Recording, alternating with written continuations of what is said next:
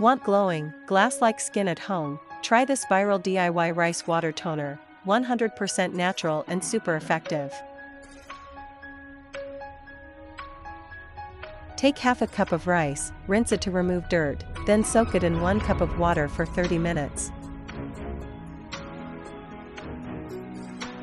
Now gently stir or shake until the water turns cloudy, that's full of vitamins and antioxidants. Strain it and pour the water into a clean spray bottle, optional. Add 2 to 3 drops of rose water or vitamin E for extra glow. Use it daily after washing your face, morning and night, no rinse needed. Let it absorb into your skin for a fresh glow.